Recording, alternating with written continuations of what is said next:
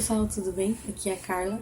Hoje no 5 Minutos em Reforma eu queria compartilhar com vocês algo que eu tenho refletido no livro Os Brados da Cruz, de Erwin Lutzer, e é sobre o terceiro brado que Jesus deu na cruz, que é um brado de compaixão. Está lá em João, capítulo 19, do 23 ao 27, que diz assim: Tendo crucificado Jesus, os soldados tomaram as roupas dele e as dividiram em 4 partes, uma para cada um deles, restando a túnica. Esta, porém, era sem costura, tecida numa única peça, de alto a baixo. Não a rasguemos, disseram uns aos outros. Vamos decidir por sorteio quem ficará com ela. Isso aconteceu para que se cumprisse a escritura que diz: Dividiam as minhas roupas entre si e tiraram sorte pelas minhas vestes. Foi o que os soldados fizeram. Perto da cruz de Jesus estava a mãe, a irmã dela, Maria, mulher de Cleopas, e Maria Madalena. Quando Jesus viu a sua mãe ali e perto dela, o discípulo a quem ele amava, disse à sua mãe: Aí está o seu filho, e ao discípulo: Aí está a sua mãe. Daquela hora em diante, o discípulo a levou para casa. Com esse momento que aconteceu na crucificação, a gente pode aprender uma coisa a respeito da relação de Jesus com Maria.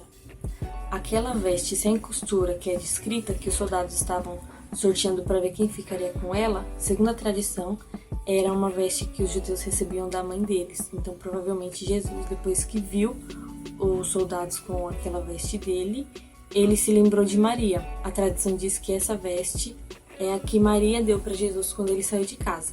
E daí, Jesus ele olha para Maria e ele se lembra das responsabilidades dele como filho. Provavelmente, Maria já era viúva, porque a última vez que a Bíblia fala sobre José é quando Jesus tinha 12 anos de idade e foi perdido em Jerusalém. Depois disso, a Bíblia para de falar de José e fala de Maria e dos irmãos de Jesus.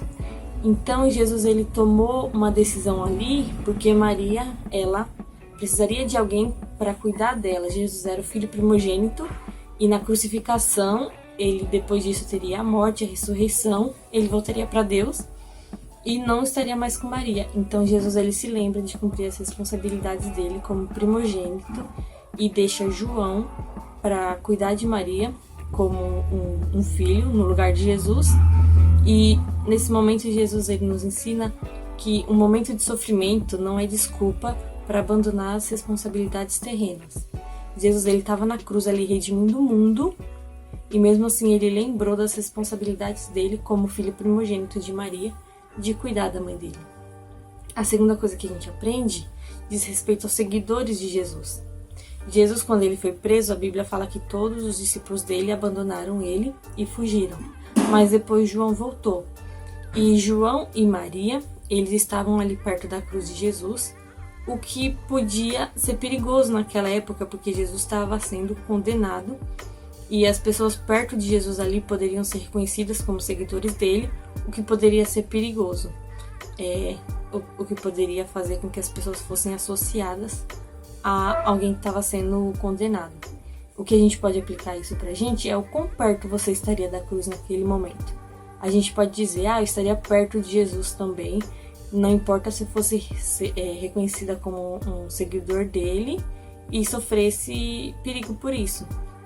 Mas hoje em dia, a gente mostra o quão perto a gente está da cruz ou longe, quando as pessoas, elas veem se a gente é cristão ou não. As pessoas do seu serviço, da sua escola, as pessoas em volta de você, elas sabem que você é cristão? Ou você tem se envergonhado de falar que é cristão para elas? Ou você acha que isso não é um fato relevante? Isso mostra o quão perto você está da cruz ou não. A terceira coisa que a gente pode aprender diz respeito ao relacionamento de Jesus com o discípulo. João, ele se aproximou da cruz naquele momento e ele percebeu que quem se aproxima da cruz recebe novas responsabilidades.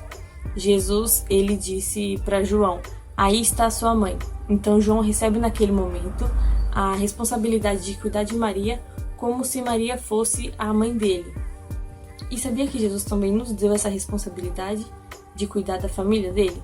Mas você pode estar pensando, como assim? Jesus não falou nada sobre isso para mim e a família dele já morreu.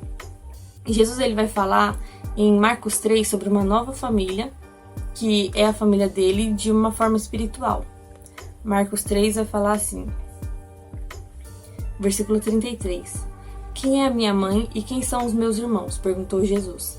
Então olhou para os que estavam assentados ao seu redor e disse: Aqui estão minha mãe e meus irmãos. Quem faz a vontade de Deus, esse é o meu irmão, minha irmã e minha mãe.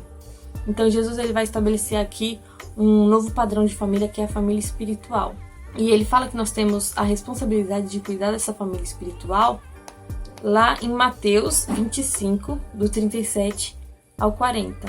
Então os justos lhe responderão: Senhor, quando te vimos com fome e te demos de comer, ou com sede e te demos de beber?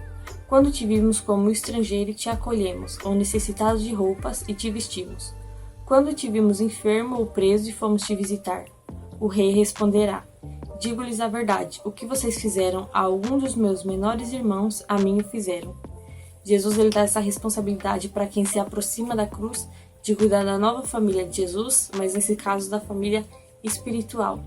Então essas são as 3 coisas que eu tenho aprendido através desse brado de Jesus, que Jesus ele cumpre as responsabilidades terrenas dele, mesmo no momento mais difícil da vida dele, e que os seguidores de Jesus eles devem estar perto da cruz, por mais que isso possa parecer difícil, possa parecer loucura para o mundo, e também que quem se aproxima da cruz recebe uma nova responsabilidade, que é de cuidar da família espiritual de Jesus. É isso, pessoal. Até mais.